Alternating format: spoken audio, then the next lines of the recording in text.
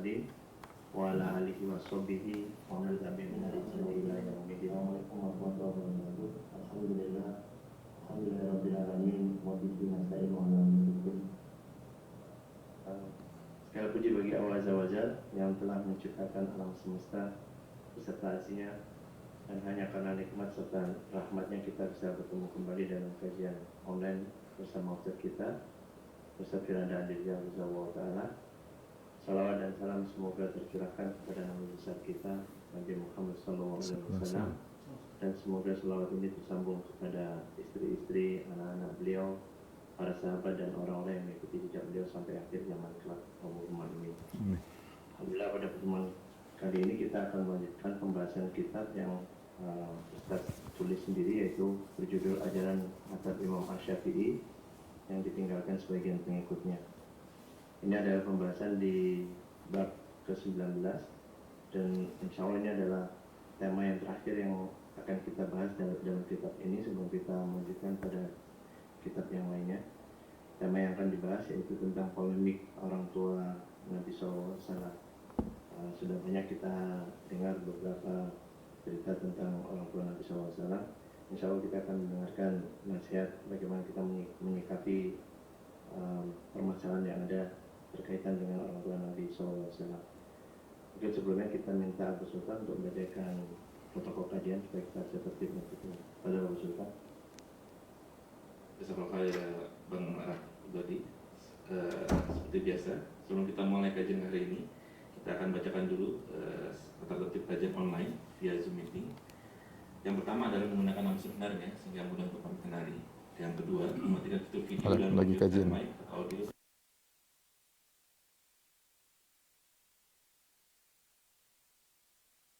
dan berusaha untuk mencatat. Keempat, sesi tanya jawab insya Allah akan ada di akhir kajian, dan pertanyaan yang disampaikan kami harapkan untuk disesuaikan dengan tema pada hari ini. Yang kelima, dipersilakan bagi Iwan untuk menggunakan fitur video dan audio lagi saat bertanya nanti bila ingin bertanya langsung kepada Ustadz, dan silakan menggunakan fitur raise hand sehingga kami kenali. Sementara untuk akhwat, kami persilakan untuk mengirimkan pertanyaan antum semua melalui kolom chat yang insya Allah nanti akan kami tanyakan kepada Ustadz. Dan yang terakhir, hargai sesama dalam mengikuti kajian ini, dan kita sama-sama berharap kita semua mendapatkan keridhaan dari Allah SWT sehingga ilmu ini menjadi barokah dan bermanfaat bagi kita semua baik di dunia maupun di akhirat kelak. Amin Allahumma amin. Demikian saja Bang Dodi, kembali kepada antum. Jazakallahu khair. Jazakallahu khair. Alhamdulillah. Alhamdulillah, Ustaz telah bersama kita. Mungkin untuk mempersingkat waktu, kami persilakan Ustaz untuk memulai kajian. Ya, kepada Masfur Ustaz. Bismillahirrahmanirrahim. Assalamualaikum warahmatullahi wabarakatuh. Alhamdulillahi ala ihsani wa syukru lahu ala taufiqihi wa amtinani. Asyhadu an la ilaha illallah wahdahu la syarika lahu ta'ziman li sya'ni. Wa asyhadu anna Muhammadan abduhu wa rasuluhu da'ila ridwani. Allahumma salli alaihi wa ala alihi wa ashabihi wa ikhwani. Ikhwan dan akhwat yang dirahmati Allah Subhanahu wa taala. Ini pembahasan kita yang terakhir dari buku yang saya tulis tentang ajaran-ajaran mazhab Syafi'i yang ditinggalkan oleh sebagian pengikutnya tentang permasalahan status orang tua Nabi Shallallahu Alaihi Wasallam. Baru sekali ini saya membahas secara detail. Saya tidak pernah membahas pembahasan ini secara detail. Saya menyinggung pernah ketika ditanya atau ketika saya membahas sirah Nabi Shallallahu Alaihi Wasallam, ketika dalam sirah tersebut ada kisah Nabi Shallallahu Alaihi Wasallam mampir di kuburan orang tuanya, kemudian Nabi menangis, sehingga akhirnya saya harus jelaskan kepada jemaah kenapa Nabi Shallallahu Alaihi Wasallam menangis. Karena Nabi Shallallahu Alaihi Wasallam dilarang untuk minta ampun kepada Allah untuk ibunya, maka akhirnya terpaksa saya jelaskan tentang status orang tua Nabi SAW. Ini saya ingin sampaikan hari ini karena ada di sana provokator yang mengesankan seakan-akan kita ini sukanya bahas masalah ini. Enggak, saya enggak pernah bahas secara khusus, enggak pernah. Ya, ini baru pertama saya bahas karena terlalu banyak fitnah, tuduhan yang tidak-tidak ya. Dan di sana ada orang provokator, ya, sebagian mereka jahil, sebagian mereka memang licik, ya, sudah tahu ini permasalahan khilaf, tapi mengesankan kepada masyarakat seakan-akan bahwasanya orang yang bahas tentang orang tua Nabi atau menyatakan orang tua Nabi misalnya meninggal dalam kondisi kafir berarti benci kepada Nabi, tidak hormat kepada Nabi, menyakiti hati Nabi Shallallahu Alaihi Wasallam, dan tuduhan segudang tuduhan yang berdampak pada sebagian dai harus akhirnya diusir dari berbagai tempat. saya hanya ingin maksudnya agar mereka tidak semakin zalim, semakin tidak berbuat zalim kepada sesama dai misalnya, karena memprovokasi masyarakat untuk membenci seorang yang seharusnya tidak pantas dibenci kalau cuma karena masalah itu. Ini masalah bukan masalah baru, ya. Masalah yang sudah dibahas oleh para ulama. Yang anehnya, justru mazhab ulama Syafi'iyah berpendapat bahwasanya orang tua Nabi meninggal dalam kondisi kafir, ya. Saya baca saya kumpulkan 40 ulama yang berpendapat dengan pendapat ini, sementara yang berpendapat orang tua Nabi di surga 3 orang. Nanti akan saya nukil semuanya. Tapi saya ingin sampaikan, di antara ulama Syafi'i yang berpendapat bahwasanya kedua orang tua Nabi meninggal dalam kondisi kafir adalah Al-Mawardi, ya, kemudian Al-Baihaqi, kemudian Al-Juwaini, kemudian di antaranya Ar-Rafi'i, kemudian yang paling tegas dalam hal An-Nawawi rahimahullahu taala, kemudian Ibnu Rif'ah, Imam Az-Zahabi, Imam Ibnu Katsir rahimahullahu taala. Kemudian antaranya adalah Al-Biqai, ya. Ini ulama-ulama besar, ya. Ulama besar dari mazhab Syafi'i yang terkenal, ada pakar tafsir, ada pakar fikih, ada pakar hadis, ya. Kumpulan ulama Syafi'iyah ini semuanya menyatakan Nabi SAW orang tuanya meninggal dalam kondisi kafir. Insyaallah saya tidak maksudnya bukan maksud saya untuk mudah-mudahan Allah maafkan saya. Artinya saya membahas ini bukan maksud untuk membela diri, bukan, ya. Saya hanya ingin mereka tidak semakin zalim dan juga agar masyarakat tidak terpedaya dengan provokasi yang mereka lakukan, ya. Itu saja, ya. Adapun lika-liku bahwasanya misalnya seorang diusir dari sana, biasa itu lika-liku dalam dakwah. Jadi saya tidak bermaksud, mudah-mudahan Allah luruskan niat saya. Saya bukan bermaksud membela diri, tapi tadi niat saya agar yang sang provokator tidak semakin zalim, karena namanya kezaliman itu dibalas oleh Allah terkadang di dunia sebelum di akhirat. Kalau dia selamat di dunia, dia akan dibalas di akhirat, ya, karena menzalimi orang lain. Semoga dia tidak terus dalam kezalimannya. Yang kedua, agar masyarakat tidak terpedaya dengan provokasi orang-orang yang sebagian jahil atau yang licik, ya. Maka perlu kita jelaskan, mendudukan permasalahannya. Ya, sekali lagi saya ucapkan bahwa saya tidak pernah membahas secara khusus kecuali kali ini. Ya, kecuali kali ini karena sekedar untuk pembelajaran, ya. Allahul musta'an. Taib. Di antara mereka ketika membahas masalah ini terungkap ungkapan-ungkapan yang kasar seperti Wahabi, orang goblok, ya. Ada pernyataan seperti itu, ya. Ya. Ada perkataan kasar, cuma kurang ajarnya Wahabi begitu. Wahabi bilang bapak ibu Nabi dalam neraka. Ini orang-orang goblok, orang-orang tidak ngerti hadis. Ucapan yang kasar, ya. Tidak ngerti hadis, goblok, Wahabi, ya.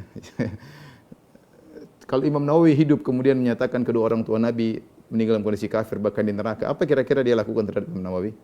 Dibilang goblok, tidak tahu hadis. Kalau Imam Zahabi kemudian menyatakan pernyataan yang sama. Kalau Imam Ibnu Katsir menyatakan pernyataan yang sama. Ke Al-Biqai, Al-Baihaqi, kumpulan sejumlah deretan ulama-ulama besar mazhab Syafi'i kemudian dikatakan goblok atau dikatakan Wahabi, kalau itu Wahabi, ya. Ini saya lihat ini biasanya pernyataan orang seperti ini, orang mungkin tidak pernah belajar secara akademisi, ya. Wajar, ya, kita memaklumi, semoga Allah mengampuni orang-orang seperti ini. Kemudian memberi statement-statement yang seperti ini. Dan tadi karena masyarakat kebanyakan tidak ngerti tentang permasalahan sebenarnya, terbawa ikut-ikut menggoblokkan. Dia tidak tahu bahwasanya yang ucapkan ini bukan Firanda atau fulan, banyak ulama yang berpendapat seperti saya. Sebenarnya 40 orang nanti sebutkan, ya. Mau dicap goblok, dicap Wahabi, tidak cinta kepada Nabi, ya.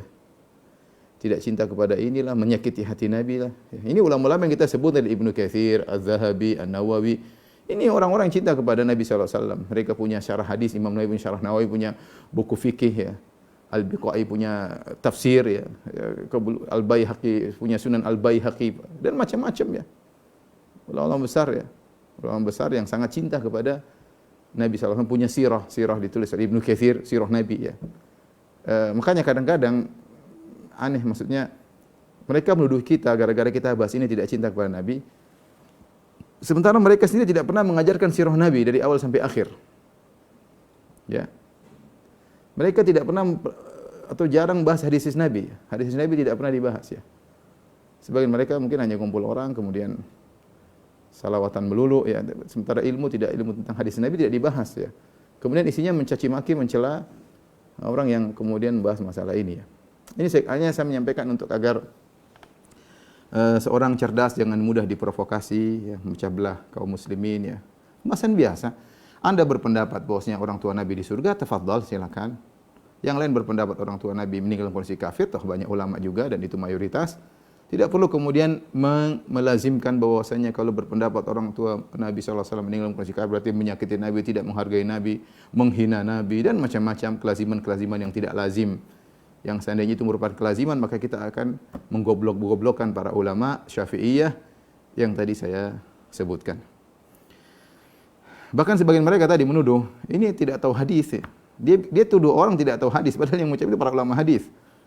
Sementara ketika dia menyebutkan nama perawi salah ya. Seperti nama perawi harusnya Hammad bin Salamah, dia mengatakan Hammad bin Salamah ya. Ini secara kalau orang penuntut ilmu ngerti, ini orang enggak ngerti, enggak pernah bergaul dengan para perawi hadis sehingga salah ucap. Kemudian tidak perlulah kita menggoblok-goblokan orang, maksud saya ya, cukup ya, itu tidak benar. Hak antum mengatakan itu pendapat tidak tepat, yang benar saya itu silakan aja.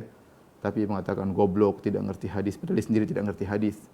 Ya, ini adalah hal yang konyol menurut saya.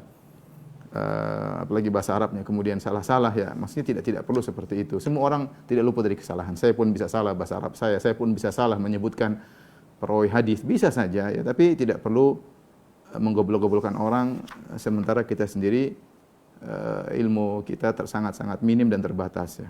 Baik. Ikhwan dan akhwat yang rahmatillah subhanahu wa ta'ala, kalau kita mau kenceng-kencengan, justru sebagian ulama menukil bahwasanya orang yang berpendapat orang tua Nabi sampai kakek-kakeknya semua adalah mukmin, justru itu pendapat Syiah. Justru itu pendapat Syiah ya. Bukan saya mengatakan demikian, yang demikian adalah Ar-Razi. Ar-Razi.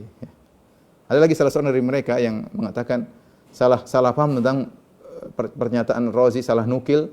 Saya tidak perlu sebut nama, tapi ya demikianlah ketika seorang sudah kadang emosi atau jengkel, terkadang baca salah paham. Ya.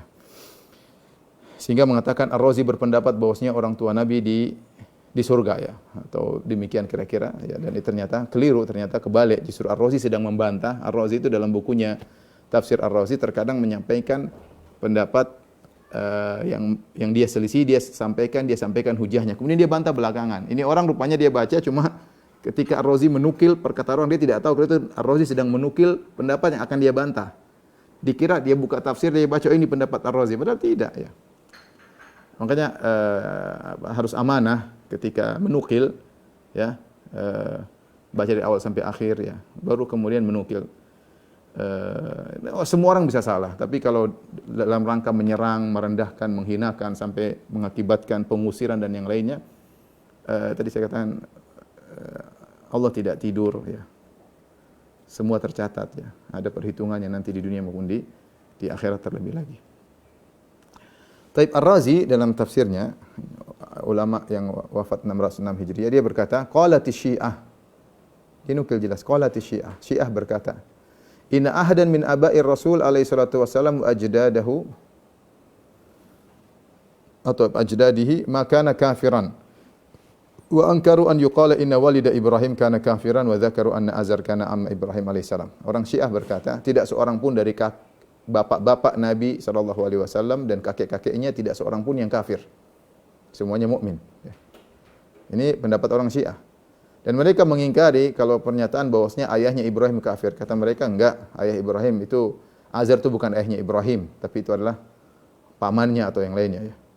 Ya, sehingga wa dzakaru anna Azar kana amma Ibrahim, kata mereka Azar yang divonis oleh Allah di neraka dan kafir, mereka katakan itu adalah paman Ibrahim alaihissalam dan bukan ayah Nabi Ibrahim alaihissalam. Jadi pendapat ini kalau kita mau kenceng-kencengan justru menunjukkan bahwasanya yang berpendapat orang tua Nabi SAW di surga, kakeknya semuanya di surga, moyang-moyangnya semuanya di surga, maka itu adalah pendapat, justru itu pendapat orang-orang Syiah. Tapi kita tidak pernah menyatakan orang yang berpendapat demikian dengan orang Syiah. Kita tidak ingin balas tuduhan dengan tuduhan ya.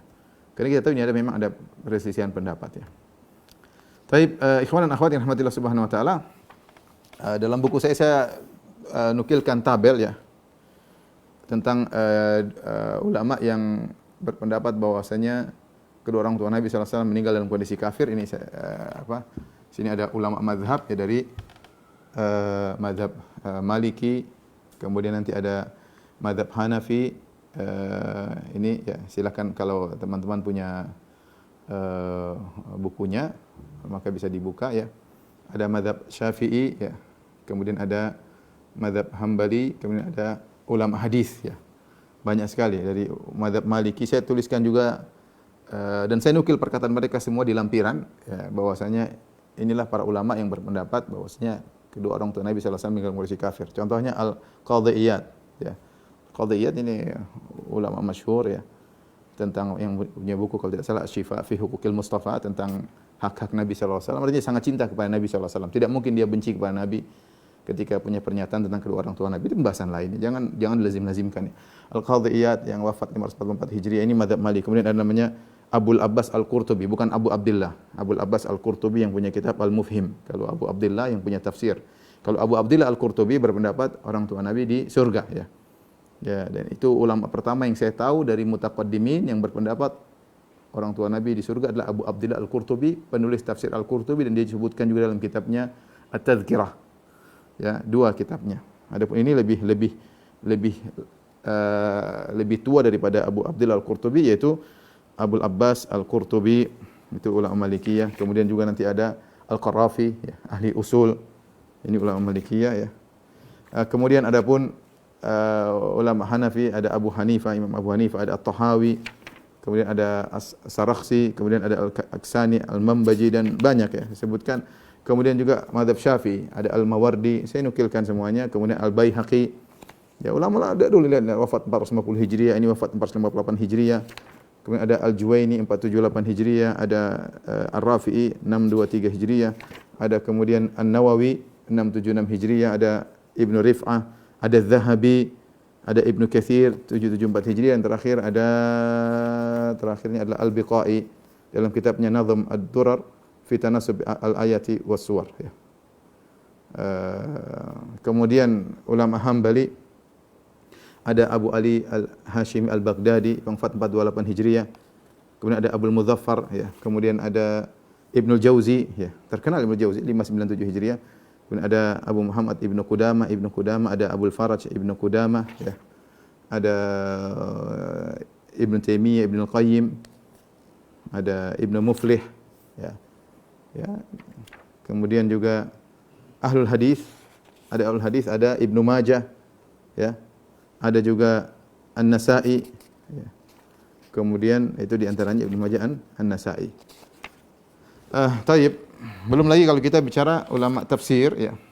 Kalau mau tahu tentang perkataan ulama tafsir, silakan buka tafsir mereka tentang firman Allah dalam surat At-Taubah ayat 113, yaitu makana lin nabi walladzina amanu ayastaghfirul musyrikin walau kanu uli qurba. Tidak pantas bagi nabi dan orang yang beriman untuk mohon ampunan kepada kaum musyrikin meskipun mereka adalah karib kerabat mereka. Kumpulan ulama ya. Saya sebutkan sini banyak sekali ya. Ya, intinya inilah para ulama, ada sekitar 18 ahli tafsir yang menjelaskan tentang status kedudukan kedua orang tua Nabi, bahwasanya mereka meninggal dalam kondisi kafir. Adapun ulama-ulama yang menyatakan bahwasanya orang tua Nabi tidak di neraka bahkan masuk surga, sepanjang penelitian saya dapati baru 3 ya. Ada yang kita teliti sampai awal abad ke-11, yaitu sampai Imam Suyuti ya, karena yang paling getol dalam hal ini Imam Suyuti rahimahullahu taala.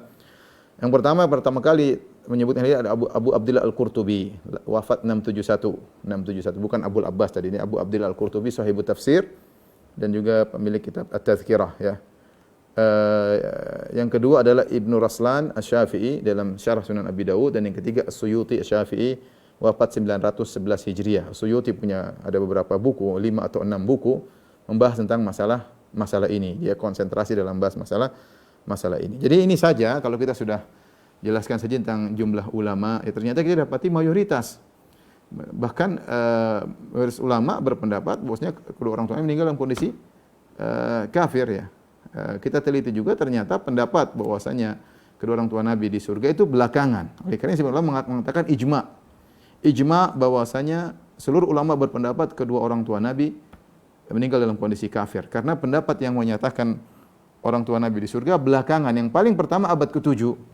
Abad ke-7 Abu Abdillah Al-Qurtubi. Adapun tadi kita sebutkan ada ulama sebelumnya, ada abad kedua, ada abad ke-4, abad ke-5. Jadi ini belakangan ya. Abu Abdillah Al-Qurtubi abad ke-7 baru berpendapat demikian. Ini diikuti oleh Ibnu Raslan, kemudian dijelaskan dengan panjang lebar lagi oleh As-Suyuti abad ke-10. Ya, abad ke-10 911 Hijriyah. Ini sekedar mukaddimah atau agar seorang jangan kenceng-kencengan, turun sedikit kalau lagi emosi kita bicara tentang orang tua Nabi, dia tahu oh ternyata ini pendapat banyak ulama. Tidak pantas bagi saya untuk menggoblok-goblokkan, kemudian menuduh macam-macam, tidak perlu. Memilih pendapat di surga tafadhal silakan. Memilih pendapat bahwasanya kedua orang tua Nabi meninggal dalam kondisi kafir silakan, masing-masing ada ulamanya, tidak perlu kita memframing atau mendramakan seakan-akan ini adalah kekejian kepada dalam rangka menimbulkan kebencian kepada seseorang ya. Ini kezaliman seperti ini, berbuat kezaliman kepada sesama muslim ya. Ya. Kalau kita mau balas kita bilang ini pendapat Syiah seperti ini, mau kita balik ini Syiah. Ini mendukung pendapat Syiah. Kita kan enggak mungkin kita bilang begitu. Sementara kita tahu mereka tidak suka dengan Syiah ya. Taib ini kita berbicara tentang dua pendapat yang ada tentang permasalahan ini ya. Tadi saya katakan saya kumpulkan sekitar 40 ulama berbagai macam mazhab dari 4 mazhab dan juga para al-hadis menyatakan kedua orang tua Nabi meninggal dalam kondisi kafir, dan tadi 3 ulama saya sebutkan ya, Abu Abdillah Al-Qurtubi, Ibnu Raslan dan juga As-Suyuti terakhir yang wafat 911 Hijriyah ya. Selanjutnya kita akan bahas tentang mana pendapat yang lebih kuat ya. Mana pendapat yang lebih kuat. Ini tidak ada pemaksaan ya, masing-masing silakan milih pendapat yang mana ya. Saya hanya menyampaikan pendapat yang saya lebih pilih ya, dan menurut saya lebih kuat dan sesuai dengan dalil. Pendapat yang lebih kuat Allah alam bisawab ya, ditinjau dari dalil-dalil yang menyatakan bahwasanya kedua orang tua Nabi meninggal dalam kondisi kafir lebih kuat daripada yang menyatakan kedua orang tua Nabi meninggal dalam kondisi muslim ya, apalagi masuk surga ya. Tentu kita tunduk kepada dalil. Allah Subhanahu wa taala berfirman, "Fa in tanaza'tum fi syai'in faruddu ila Allahi war Rasul." Jika kalian berselisih tentang suatu maka kembalikan kepada Allah dan Rasul-Nya ya. Allah berfirman, "Fala rabbika la yu'minuna hatta yuhaqqimuka fi ma shajara bainahum, thumma la yajidu fi anfusihim harajan mimma qadaita wa yusallimu taslima." Demi Allah, demi Rabbmu, la yu'minun, mereka tidak akan beriman hatta yuhaqqimuka fi ma shajara bainahum, sampai mereka menjadikan engkau sebagai hakim di antara perkara yang mereka perselisihkan. Ya, thumma la yajidu fi anfusihim haraja, kemudian mereka tidak mendapati dalam diri mereka gerundal, tidak puas dan yang lainnya. Wa yusallimu taslima, dan mereka terima benar apa pernyataan Nabi sallallahu alaihi wasallam ya. Tapi kita akan mengadakan komparasi ya. Komparasi dua pendapat ya.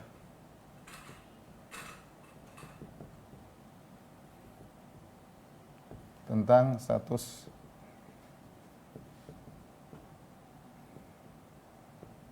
tua Nabi sallallahu alaihi wasallam.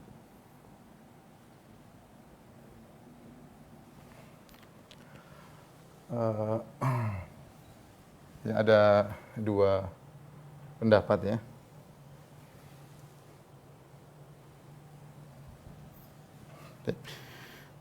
Pendapat pertama menyatakan bahwasanya kedua orang tua Nabi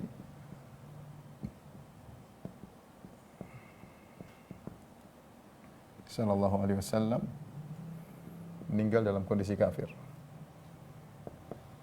Dalam kondisi kafir.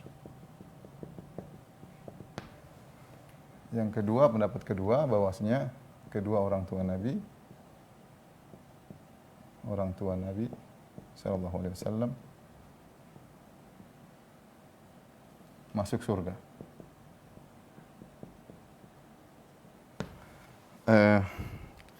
Komparasi yang pertama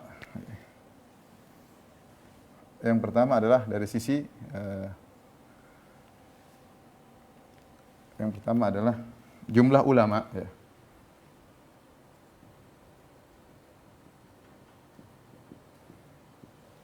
Adapun yang mengatakan kedua orang tua Nabi meninggal dalam kondisi kafir, maka ini mayoritas.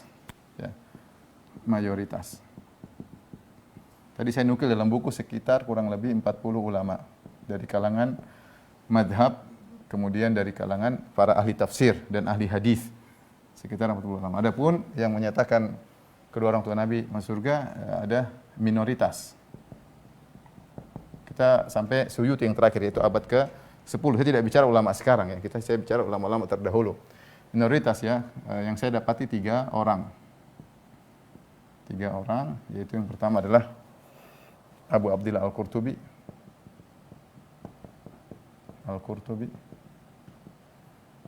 Yang wafat pada, tadi saya kalau tidak salah ingat, 671 Hijriah. Kemudian Ibnu Raslan, abad ke-9. Kemudian Suyuti, rahimahullah, wafat 911 Hijriah. Ini awal abad ke-10. Adapun ini ada Abu Hanifah dan yang lainnya. Ya. Ini dari sisi pertama. Kemudian sisi yang kedua,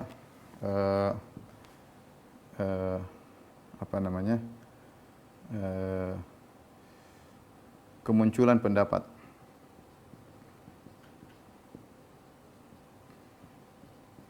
Maka yang ini adalah pendapat lebih dahulu.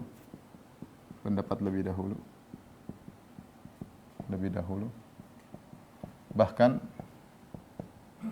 sebagian ulama mengatakan ijma'.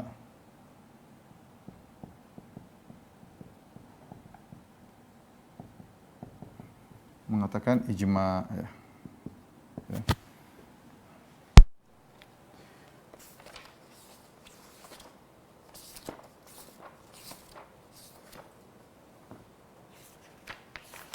Yang paling dikenal, pertama menjelaskan masalah ini adalah Abu Hanifah, 150 Hijriah. Ya. Yang paling awal dinukil adalah Imam Abu Hanifah, yang 150 Hijriah. Ini yang pertama kali dikenal mengucapkan atau mengutarakan pendapat ini, sebagaimana dinukil oleh Ibnu Abidin dalam Radul Muhtar, ya, Al-Durrul Mukhtar. Dinukil pula oleh Ali Al-Qari dalam Adillah Mu'taqad Abi Hanifah, ya. Ini dinukil. Adapun ini yang pertama kali mengutarakannya, ya, adalah Abu Abdillah Al-Qurtubi. Ini pendapat belakangan.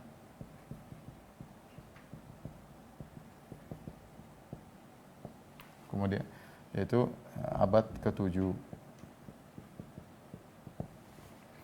Kemudian sisi ketiga yang penting adalah sisi pendalilan.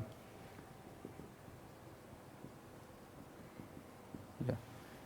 Pendalilan daripada pendapat pertama, ya, ayat beserta sebab nuzul, ya. Tapi yang sharih adalah hadis. Hadis Anas dalam Sahih Muslim. Hadis sahih, ya. Sahih Muslim.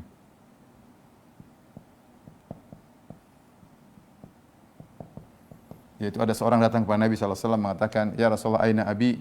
Kata Rasulullah SAW, "Inna abaka finnar."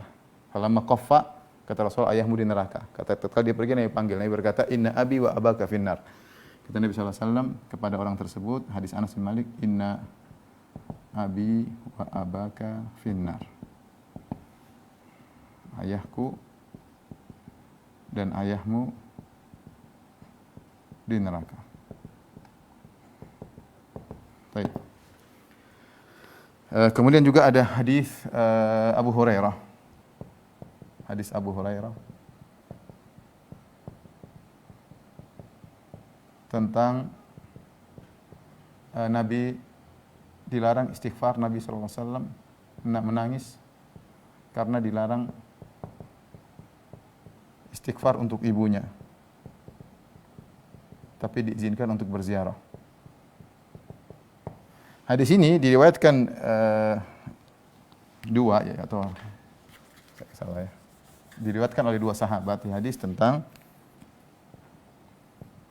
Nabi menangis sallallahu alaihi wasallam,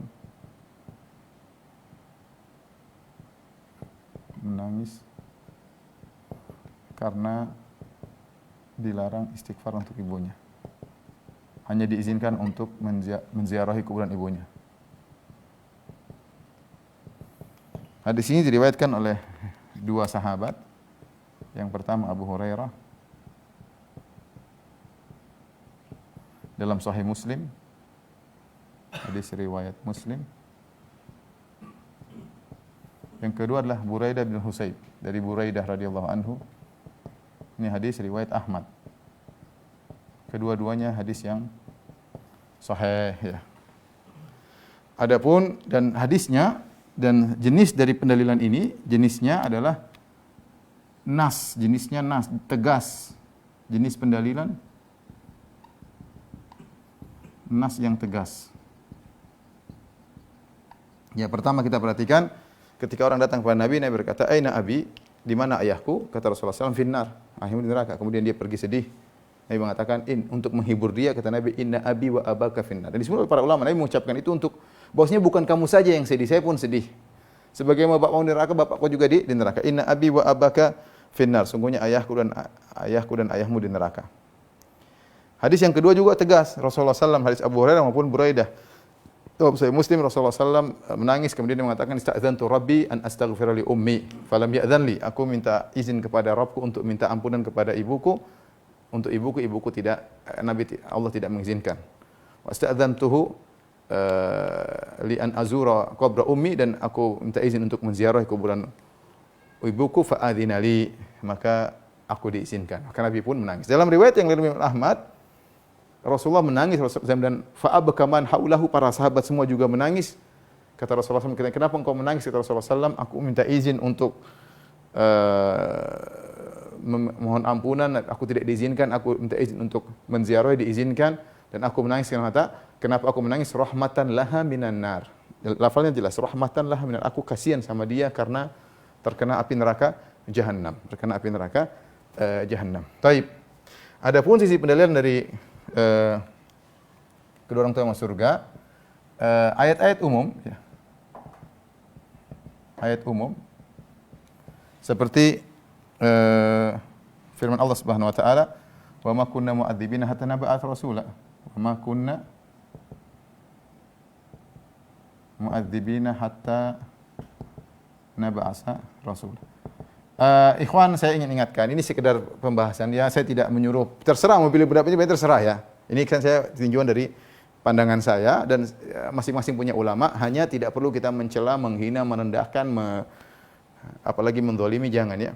Jangan. Wa ma kunna mu'adzibin hatta nab'a rasula, kami tidak mengadab ya, hingga kami utus seorang rasul. Utusan. Sisi pendalilannya bahwasanya orang tua Nabi di masa fatrah. Orang tua Nabi di masa fatrah tidak ada rasul, sehingga mereka tidak pantas untuk diadab karena mereka masih belum sampai hujah kepada mereka. Atau ayat yang tafsirnya masih sangat umum, ya, masih diperselisihkan. Seperti wa taqallubaka fis sajidin. Kata Allah, wa taqallubaka fis sajidin. Dan pergerakanmu kepada dalam orang-orang yang sujud. Kalau ayatnya zahirnya wa tawakkal 'alal hayyil ladzi la yamut, bertawakallah kepada Allah yang Maha hidup dan tidak mati, alladzi yaraka hina taqum, yang melihatku engkau ketika kau berdiri untuk salat. Wa taqallubaka fis sajdat, kalau sedang sujud walaupun melihatmu. Mereka menafsirkan wa taqallub di sini maksudnya engkau air manimu atau ruhmu atau keturunanmu berpindah-pindah dari sajidin, dari nenek moyangmu pertama Nabi Adam sampai dirimu, semuanya orang yang sujud, semuanya. Ini seperti saya katakan pendapat Syiah, meyakini semua kakek Nabi dari Nabi Adam sampai Nabi semuanya orang-orang yang sujud. Itu perpindahanmu pada orang-orang yang sujud. Ini tafsir yang ada yang seperti agak dipaksa-paksakan, tapi intinya tafsirnya kurang pas ya. Karena dalilnya tidak ada, bahkan ada dalil tapi hadisnya dhaif atau maudhu. Saya nukilkan semuanya dalam buku saya. Ini atau hadis palsu.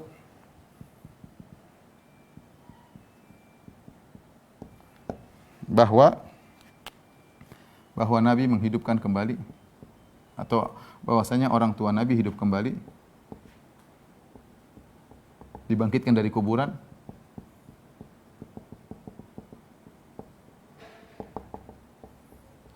Lalu beriman.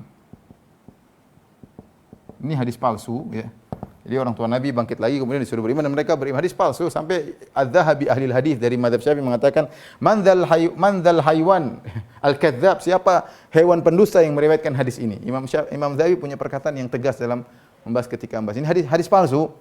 Dan ini bagaimana ada kebangkitan sebelum untuk beriman lagi, udah meninggal, sudah lewat, ini dibangkitkan disuruh beriman ya. Sebelum hari kebangkitan, intinya ini hadis palsu ya. Taib. Jadi sisi pendalilan saya lebih condong pada pendapat ulama yang menyatakan bahwasanya kedua orang tua Nabi meninggal dalam kondisi kafir. Taib. Ada munaqasyah, pendapat kedua membantah pendapat pertama membantah kedua.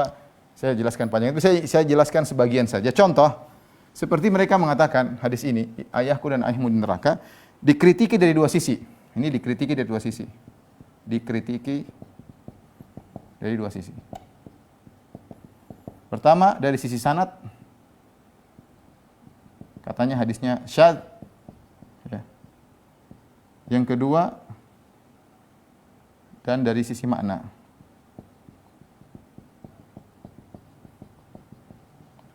Kata mereka, hadis ini mereka hanya taklid kepada Imam Suyuti. Imam Suyuti menyebutkan bahwasanya hadis ini syadz.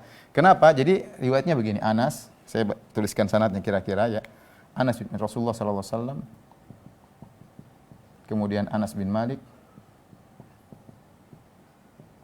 Kemudian Thabit Al-Bunani.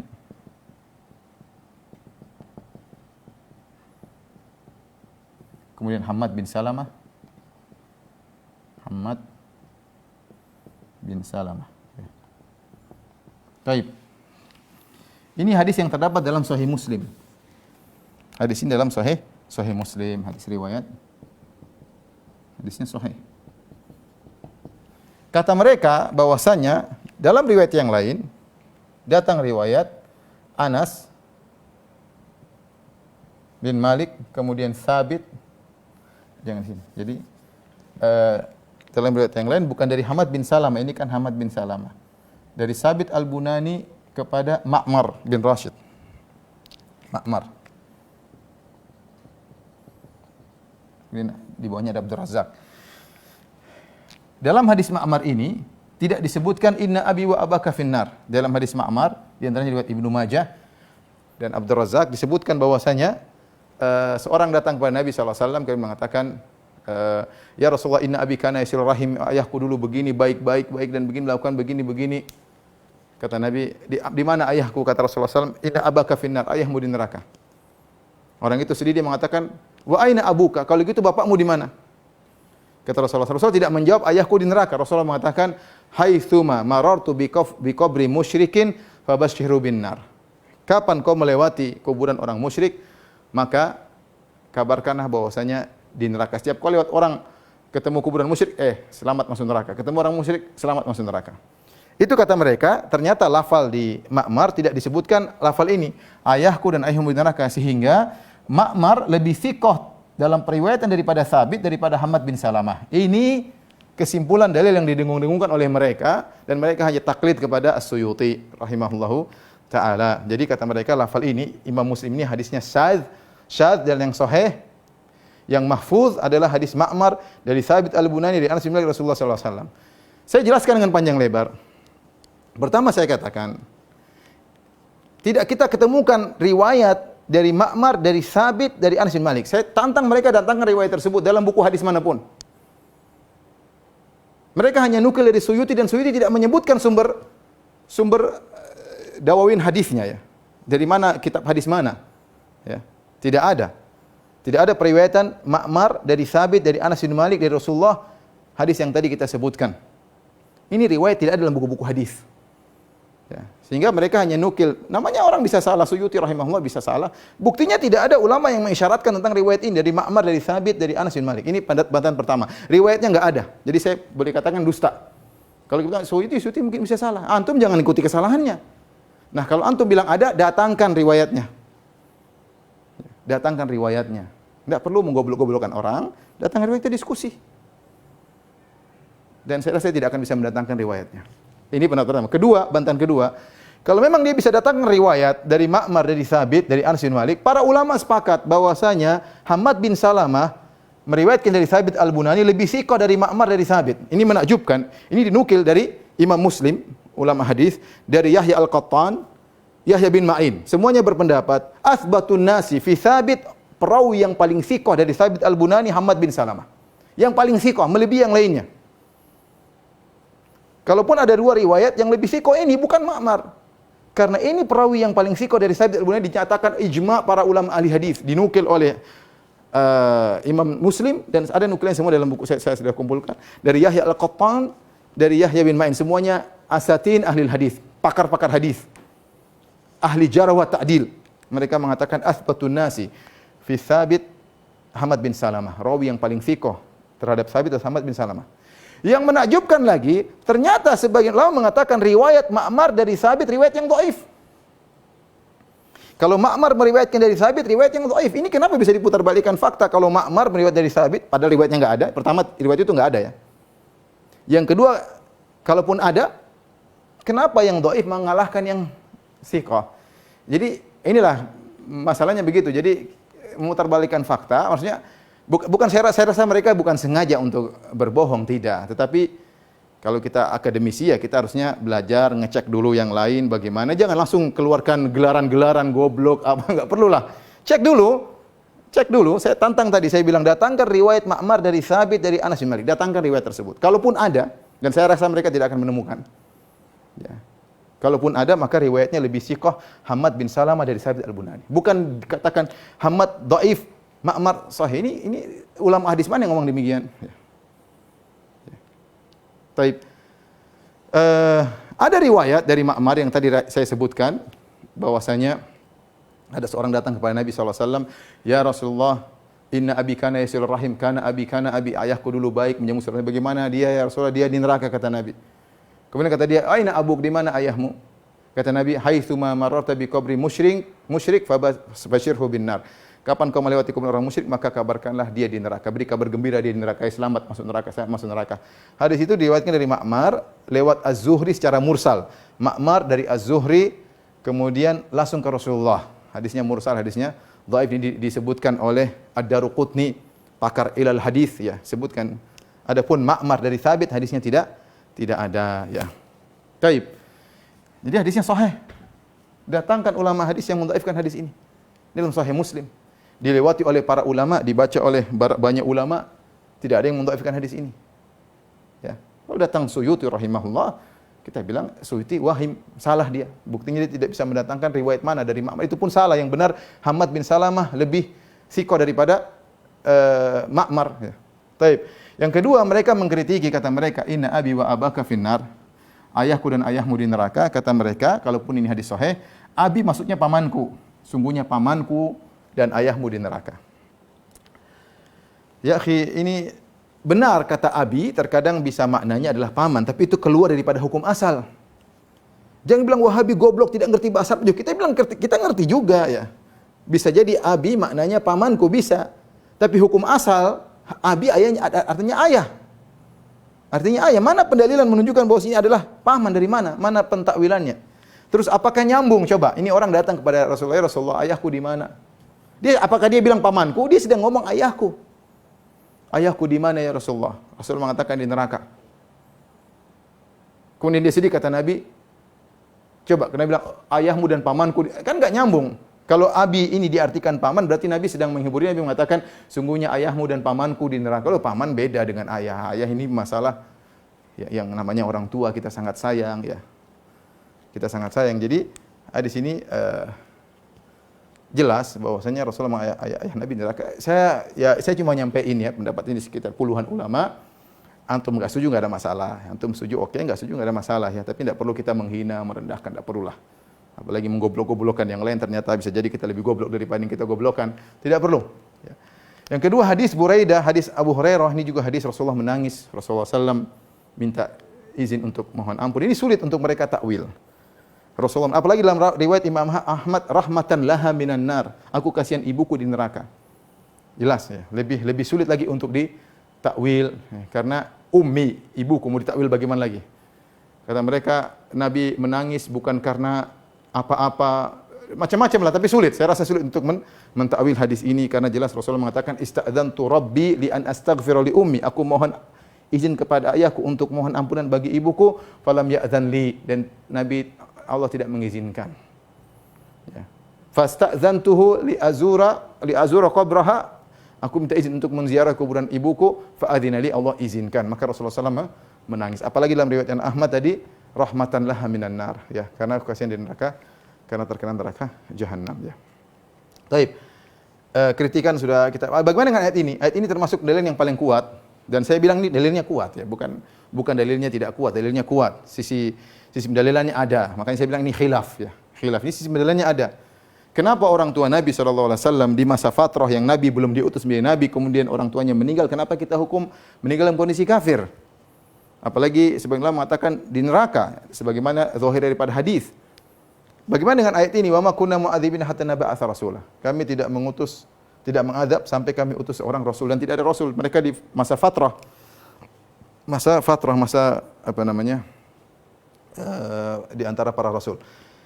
Baik, kita bilang ini sisi pendalilan cukup kuat. Tapi ini hadisnya, ayatnya terlalu umum maknanya. Ini nas, ya. Ini abi wa abaka finnar, ayahku di neraka. Ibuku tidak boleh dimohon ampun baginya. Ya, kenapa? Karena meninggal dalam kondisi musyrik, ya. Tapi ayat ini dia umum, ya. Namun ada dalil-dalil begitu banyak yang akhirnya mengkhususkan ayat ini. Ya. Di antaranya dalil ini, ya. Dalil ini, ya. Bahwasanya ternyata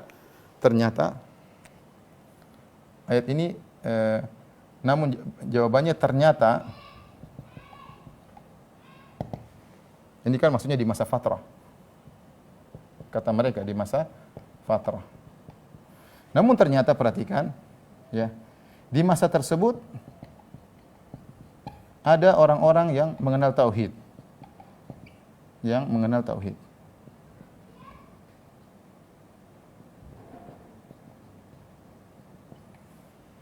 Bahkan di masa tersebut ada yang mendakwahkan tauhid. Meskipun Nabi belum berdakwah. Di masa tersebut ada yang divonis oleh Nabi masuk neraka. Sallallahu alaihi wasallam memvonis mereka masuk neraka. Ini 3 pendalilan yang menjadikan keumuman ayat ini melemah, ya. Jadi tidak. Contohnya pertama, di masa tersebut ada orang-orang yang mengenal tauhid. Berarti ada ajaran yang tersisa. Di antaranya orang-orang terkenal dengan Al-Ahnaf. Di antaranya Al-Qus bin Sa'idah. Bisa lihat, silakan browsing, cari Al-Qus bin Sa'idah, yaitu seorang yang bertauhid sebelum Nabi diangkat menjadi seorang rasul, ya. Kemudian antaranya ada namanya siapa? Waraqah bin Naufal. Waraqah bin Naufal, dia Nasrani tapi dia bertauhid. Bertauhid. Kemudian di antaranya Zaid bin Amr bin Naufal. Zaid bin Amr bin Naufal, dia adalah anak pamannya Nabi SAW, anak pamannya Umar bin Khattab, karena namanya Umar bin Khattab bin Naufal kalau tidak salah, ya. Jadi dia adalah sepupunya Umar. Zaid bin Amr bin Naufal inilah ayahnya jadi Sa'id bin Zaid. Sa'id bin Zaid 10 orang di masuk surga, yang ke-10 dia. Rasulullah mengatakan 10 orang di masuk surga, Abu Bakar, Umar, Utsman, Ali, kemudian Abdurrahman bin Auf, Zubair bin Awam, Talha bin Ubaidillah, kemudian Sa'ad bin Abi Waqqas, kemudian Abu Ubaidah bin Jarrah, Sa'id bin Zaid.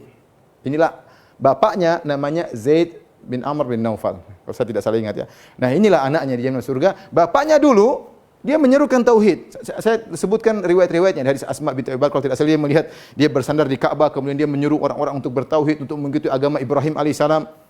Kemudian dia tidak mau makan sembelihan kepada selain sembelihan musyrikin. Dia mengatakan, gimana ini kambing, onta Allah ciptakan, kemudian kalian menyembelih dengan nama berhala-berhala. Harusnya kalian menyembelih dengan nama Allah. Dia bertauhid dan dia menyuruh kepada tauhid. Zaid bin Amr ini, sepupunya Umar bin Khattab radhiyallahu taala anhu. Jadi ada orang yang mengenal tauhid ya. Dan ajaran Ibrahim masih tersisa. Bagaimana tidak tersisa? Ibrahim alaihissalam membangun Ka'bah dan itu lokasinya di Mekah. Kemudian ajaran Ibrahim diteruskan oleh putranya Ismail dan semua Quraisy keturunan Ismail alaihissalam. Masih ada sisa-sisa tauhid, buktinya orang-orangnya masih ada dikenal dengan Al-Ahnaf. Berarti ada nilai-nilai tauhid yang tersebar ya. Allah alam sejauh mana tapi intinya masih ada nilai. Kemudian juga Waraqah bin Naufal, benar Nabi Isa tidak diutus. Perhatikan sini, ini sisi pendalilan yang dakik atau yang dalam ya. Benar Nabi Isa tidak diutus kepada orang-orang Quraisy. Nabi Isa hanya diutus kepada Bani Israel. Ya. Tetapi kata para ulama, kalau masalah tauhid yang mendengar harus ikut. Berbeda dengan perincian syariat. Seperti Nabi Musa tidak diutus kepada Fir'aun. Nabi Musa tidak diutus kepada Fir'aun, dalam sisi dia hanya diutus kepada Bani Israel. Tetapi masalah tauhid, Fir'aun harus ikut Nabi Musa. Begitu sampai dakwah kepada Fir'aun, dia harus mentauhidkan Allah Subhanahu wa taala. Walaupun perincian syariat itu syariat untuk Bani Israel. Dan dakwah Nabi Isa sampai ke Arab, sampai ke Mekah. Buktinya ada Waraqah bin Naufal dan itu tauhid. Makanya ketika dikabarkan tentang Nabi, dia langsung ingin masuk Islam. Dia mengatakan, "Ya laitani kuntu jad'an id akhrajaka qaumuka." Seandainya saya masih muda ketika kau diusir oleh kaummu, ya. Karena setiap nabi akan diusir ya. Intinya berarti ada orang-orang yang mengenal tauhid dan juga ada yang mendakwakan tauhid. Ya, ini ada namanya Ahnaf. Ya, meskipun di masa fatrah ada tauhid. Apalagi Ibrahim alaihissalam membangun Ka'bah di situ dan nilai-nilai masih ada. Kemudian yang lebih menakjubkan ada orang-orang yang divonis oleh Nabi masuk neraka. Orang tersebut mereka di alil fatrah. Di antaranya tadi ayah Nabi. Kemudian ayah orang yang bertanya kepada Nabi, di mana ayahku? Kemudian di antaranya Nabi memvonis juga Abdullah bin Jud'an.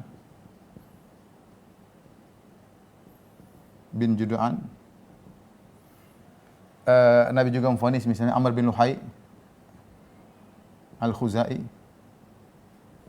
Ya, Abdullah bin Jud'an dalam hadis Muslim, hadis sahih Muslim, Aisyah mengatakan, ya Rasulullah, Abdullah bin Jud'an kana yasilur rahim, kana ya Rasulullah, Abdullah bin Jud'an dulu menyambung silaturahim begini baik, yukrid dhaif, memulaikan tamu, kata Rasulullah sallallahu alaihi wasallam. Aisyah berkata, hal yanfa'uhu dzalik, apakah bermanfaat kebaikannya? Kata Rasulullah sallallahu alaihi wasallam, lam yakul yauman qad rabbi ighfir li khati'ati yaumiddin. Dia tidak pernah berkata sekalipun, ya Allah ampuni dosa-dosaku yaumiddin, pada hari pembalasan. Dia tidak bermanfaat kebaikannya semua. Sama juga Amr bin Luhai, kata Nabi sallallahu alaihi wasallam, "Ra'aitu Amr bin Luhai al-Khuzai yajurru qasbahu finnar." Aku melihat Amr bin Luhai al-Khuzai. Ini mereka meninggal sebelum Nabi. Amr bin Luhai ini meninggal sebelum Nabi sallallahu alaihi wasallam. Ya, Abdullah bin Jud'an meninggal sebelum Nabi diangkat menjadi seorang nabi. Amr bin Luhai al-Khuzai juga Nabi mengatakan, "Ra'aitu Amr bin Luhai al-Khuzai." Mungkin dia meninggal sebelum Nabi lahir. Yajurru qasbahu finnar. Dia menggeret susunya di neraka jahanam. Kenapa? Kata Rasulullah SAW, "Annahu awwalu man sayyaba sawaib." Dia yang pertama kali mengkeramatkan onta-onta. Dia yang pertama kali mengimpor kesyirikan dari negeri Syam ke kota Mekah di neraka, padahal di masa fatrah. Nabi belum diutus. Contohnya juga adalah Hatim At-Ta'i.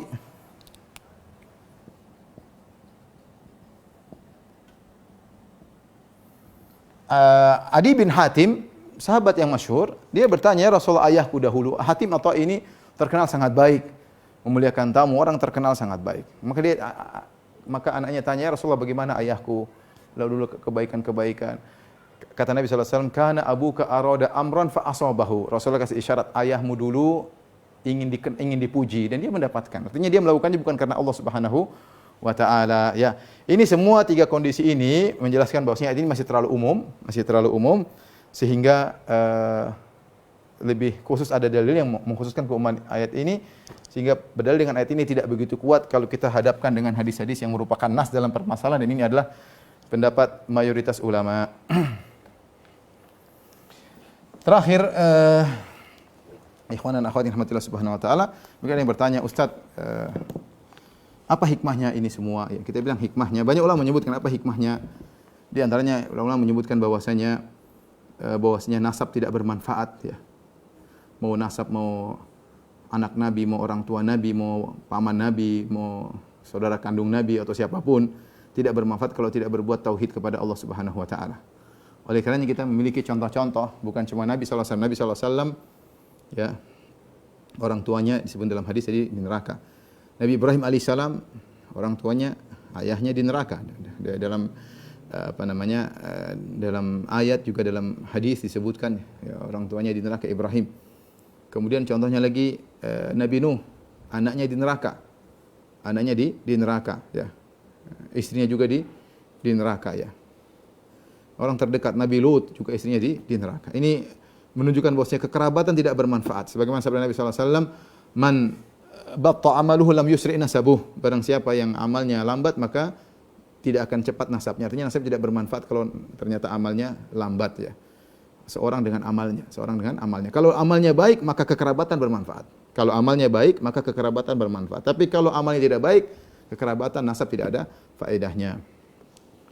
Yang pertama. Faedah yang kedua, untuk memberi hiburan kepada atau pelipur lara bagi orang-orang yang mengalami kondisi yang serupa. Saya baru 2 hari lalu, kemarin, orang datang menangis tentang bapaknya. Ya Ustaz, bapak saya begini, melakukan kesyirikan. Apakah saya boleh mohon ampunan baginya? Artinya, subhanallah, ada orang seperti gini, sedih bapaknya, ingat bapaknya begitu baik tapi meninggal syirik misalnya. Atau ingat, sampai dia nangis depan saya. Ya. Itu ada seorang anaknya murtad, dia sangat sayang tapi murtad. Maka ini ada contoh semuanya di kalangan para nabi. Ya. Kalau melihat bapak musyrik, lihat Ibrahim diusir oleh bapaknya, padahal dia sangat sayang kepada bapaknya. Kalau lihat anak mungkin murtad atau musyrik, lihatlah Nuh, bagaimana sayang sama anaknya. Artinya Nabi SAW mengalami ujian yang berat, sebagaimana Ibrahim, sebagaimana Nuh diuji dengan orang-orang terdekat yang kemudian ternyata tidak beriman misalnya, ya, sehingga menjadi pelipur lara bagi orang-orang yang mengalami ujian yang semirip. Taib, ikhwan akhwat rahmatillah subhanahu wa ta'ala, intinya ini hanya pemaparan ya. Seorang bertakwa kepada Allah Subhanahu wa taala, dia memilih pendapat mana terserah, tidak ada paksaan ya. Tidak perlu menggoblok-goblokkan, tidak perlu menghina. Kita bicara ilmiah ya. Jangan provokasi massa ya. Karena itu perbuatan zalim. Provokasi massa pada perkara yang Anda tahu ini masalah khilaf, bahkan Anda menyelisih jumhur. Umat Islam mengatakan orang tua Nabi kafir, kemudian Anda mengatakan yang mengatakan orang tua Nabi kafir berarti benci kepada Nabi, menghina Nabi, menyakiti Nabi. Ayo, siapa yang menyakiti Nabi? Ini namanya provokator. Dan kalau Anda tahu, kalau Anda tidak tahu, maka itu musibah. Kalau Anda tahu terus Anda masih provokasi, fal musibatu a'dzam, maka musibah lebih besar lagi. Kezaliman lebih besar lagi. Jangan melakukan kelicikan, akan dibalas di dunia sebelum di akhirat. Jangan menzalimi orang lain, membodoh-bodohi masyarakat. Wallahu a'lam bishawab. Ini saja. Kalau yang bertanya saya persilakan. Assalamualaikum Ustaz Barakofik. Alhamdulillah sudah ada beberapa pertanyaan Ustaz. Totalnya ada 6 insya Allah Ustaz. Ya, silakan. Kita mulai dari yang nomor 1. Bismillah, tadi disampaikan oleh Ustaz bahwa ada beberapa pendapat yang mengatakan kurang adab ketika mengatakan orang tua Rasulullah SAW di neraka. Apakah kita bisa membalasnya dengan mengatakan bahwa menolak hadis yang sahih juga termasuk perbuatan yang kurang adab terhadap Rasulullah SAW? Sebaiknya tidak perlu. Kita bilang enggak, saya tidak begitu ya, tidak perlu begitulah. Kita enggak usah, itu saudara-saudara kita juga. Tidak, kalau kita membalas lebih parah itu Syiah, selesai kan. Kalau kita membalas lebih kencing kita bilang itu pendapat Syiah. Tapi enggak perlu kita begitu ya. Di mereka juga ada namanya, ada pendapat, ada kemungkinan, meskipun kemungkinan pendapat kita lebih kuat ya, tapi tidak perlu kita begitu ya. Tapi kalau dia misalnya yang jelek-jelekin kita boleh nasihati. Kita jelaskan ini pendapat mayoritas. Untuk hati-hati kalau ngomong, tidak perlu banyak ulama nanti dikatakan tidak beradab. Tidak semua ulama harus masih ada pendapat ini, kemudian ulama keras ya, masih banyak ulama yang lainnya. Artinya buka cakrawala mereka, karena orang seperti ini biasanya kayak katak dalam tempur, enggak ngerti. Sehingga tahu, sehingga dia terbawa dengan provokasi, akhirnya dibawa lagi dengan perasaan, dibawa dengan dalil perasaan, ya sudah kena. Tapi tidak perlu kita balas seperti itu, tinggal kita nasihati saja, tidak perlu seperti itu. Kalau enggak ya sudah dicuekin aja, kita kirim linknya, tulisan juga ada di firanda.com, ceramah juga ada, kasih aja, suruh dia mikir sendiri ya. Wallahu a'lam bishawab. Assalamualaikum Ustaz Al-Hafid. Pertanyaan berikutnya dari Tuna Putri Ustaz. Assalamualaikum Ustaz, izin bertanya, apakah orang tua Nabi SAW mendapat syafaat Nabi di hari kiamat seperti pamannya walau hanya meringankan siksa neraka? Ini perkara gaib, kita tidak bisa berbicara kecuali dengan dalil. Asalnya bagi orang-orang musyrikin, fama tanfa'uhum syafa'atu syafin. Asalnya orang musyrikin tidak mendapatkan syafaat. Ya, hukum asal. Kita tidak mengeluarkan hukum asal kecuali dalil. Contohnya seperti Nabi SAW terhadap Abu Talib, ya, karena Abu Talib jasanya sangat besar, ya, rela mati untuk membela Nabi SAW, mengasuh Nabi ketika masih kecil dan yang lainnya, maka harusnya di neraka paling bawah, tapi di neraka yang paling ringan. Laula ana lakana fi darkil asfali minan nar. Kalau bukan karena aku, syafaatku, tentu dia di neraka yang paling bawah. Kata Nabi sallallahu alaihi wasallam, ahwanu ahli nari adzaban Abu Talib wa huwa yanta'ilu bi na'lain minan nar yagli bihima dimaguhu. Orang yang paling ringan azabnya Abu Talib di neraka, yang paling ringan Abu Talib, dia menggunakan sendal dari api neraka. Sendal tersebut membuat otaknya mendidih. Adapun kita mengkiaskan dengan orang-orang lain yang mungkin punya jasa terhadap Islam atau kepada orang tua Nabi, kita bilang ini butuh dalil, dan saya tidak tahu, ini masalah gaib, wallahu a'lam bishawab. Pertanyaan berikutnya dari Abu Zaki di Oman. Kepada Abu Zaki untuk menanyakan langsung Ustaz.